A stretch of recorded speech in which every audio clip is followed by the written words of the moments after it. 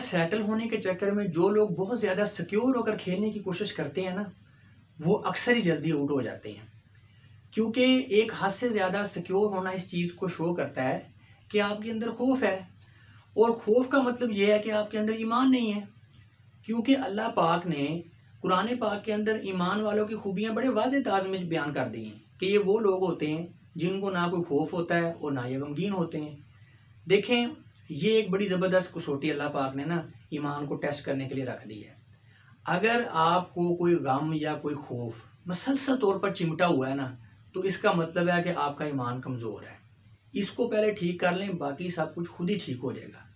اب ہوتا کیا ہے کہ لوگ بڑا ہی نا ڈر کے بڑا سیکیور ہو کے فیوچر کی پلاننگ کر رہے ہوتے ہیں۔ مستقبل کو محفوظ بنانے کا جو خوف ہے نا، وہ جان لے رہا ہوتا ہے لوگوں کی۔ ہائے، یہ آپشن نہیں ہوگا تو پھر دوسرا آپشن کیا ہوگا ہمارے لیے؟ فیصلہ کرتے ہوئے سوچیں گے کہ یار کہیں زندگی برباد نہ ہو جائے، وغیرہ وغیرہ، اس طرح کی باتیں۔ تو بات وہی ایمان پر آ کر ختم ہوتی ہے۔ دیکھیں، جس مستقبل کے لیے آپ اتنے زیادہ خوفزدہ ہو رہے ہیں، ہو سکتا ہے کہ اس کے آنے سے پہلے ہی آپ مر جائیں۔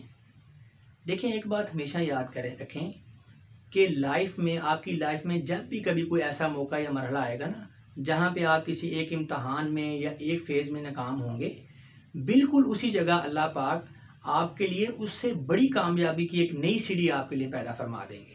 ٹھیک ہے نا؟ تو اس میں بات صرف ایمان کی ہے، خوفزدہ ہونے کی کوئی ضرورت نہیں ہے مستقبل کے لیے۔ جن لوگوں میں ایمان ہے نا، وہ خوفزدہ نہیں ہوتے۔